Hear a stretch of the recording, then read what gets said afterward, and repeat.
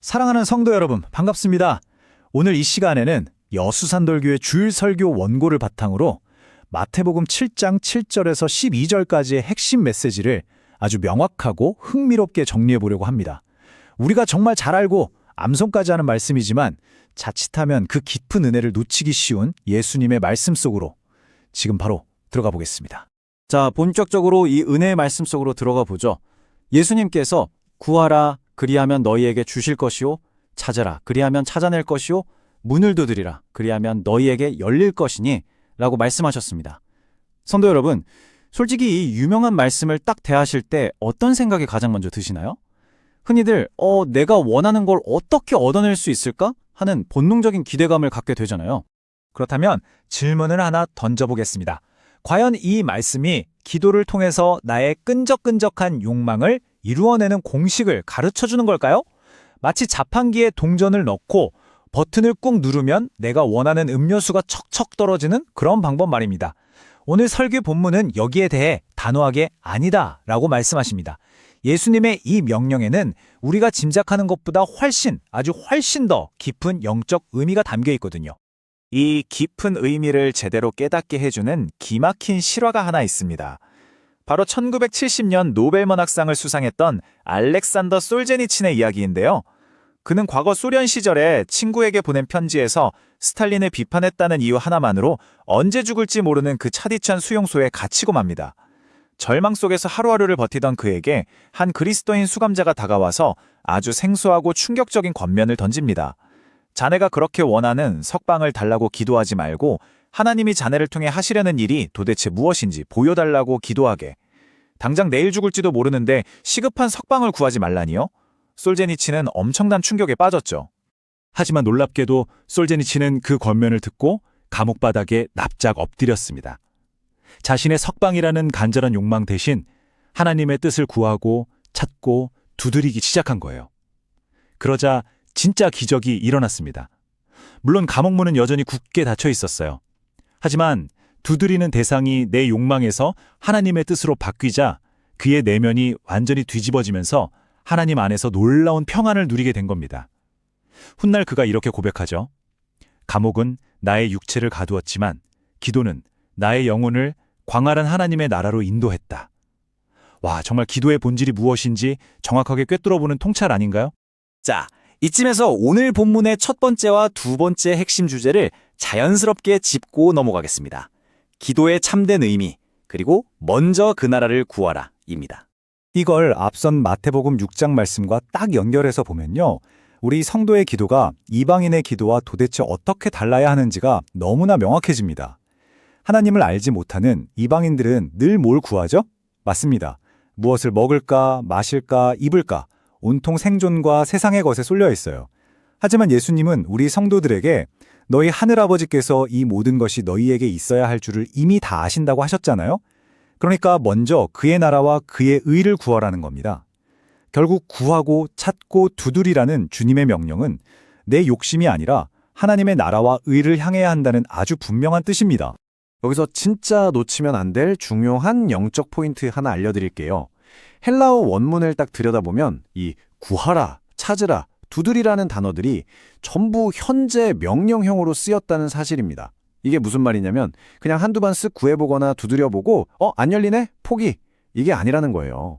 하나님 나라의 백성이라면 삶의 매 순간순간 지속적으로 끊임없이 수행해야 하는 영적 의무이자 거룩한 책임이라는 뜻이죠.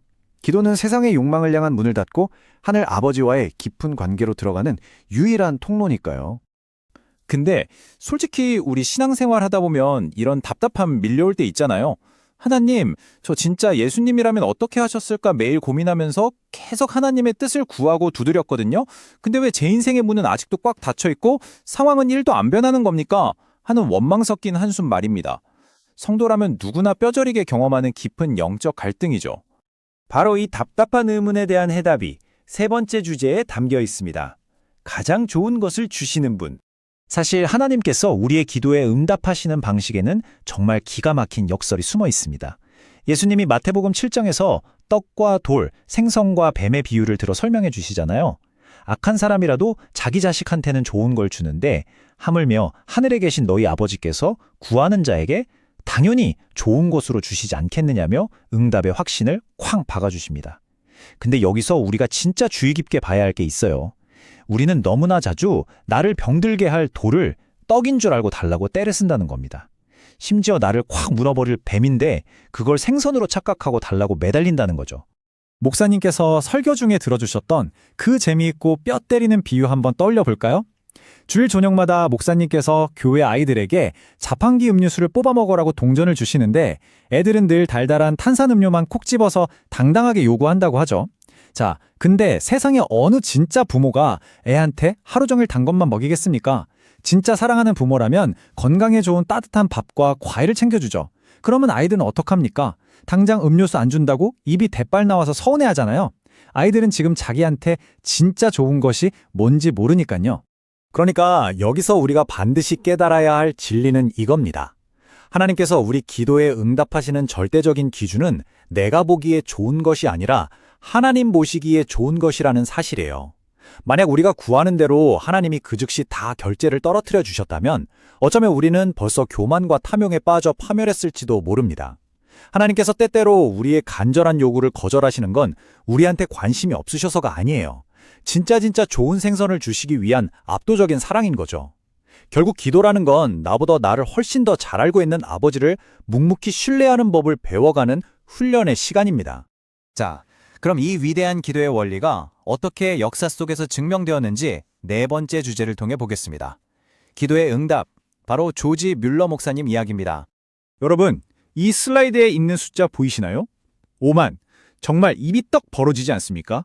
조지 뮬러 목사님은 평생 동안 일기를 쓰시면서 자신이 받은 기도응답을 날짜와 상황까지 아주 꼼꼼하게 기록하셨는데요.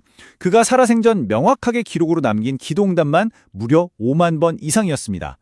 낙심하지 않고 끝까지 지속적으로 문을 두드린 성도가 경험하는 위대한 증거인 셈이죠. 1844년 9월 4일 아침에 고아원에서 일어난 그 영화 같은 사건을 한번 따라가 볼까요?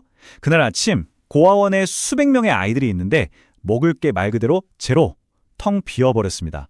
그런데 뮬러 목사님은 조금도 당황하지 않아요. 아이들을 그 빈 식탁에 다 앉혀놓고 일용할 양식을 주실 것을 믿으며 평소처럼 아주 평안하게 감사기도를 올려드립니다. 가장 좋은 것을 주시는 아버지의 마음을 두드린 거죠. 그런데 놀랍게도 기도의 아멘이 끝나자마자 고아원 문을 쾅쾅 두드리는 소리가 납니다.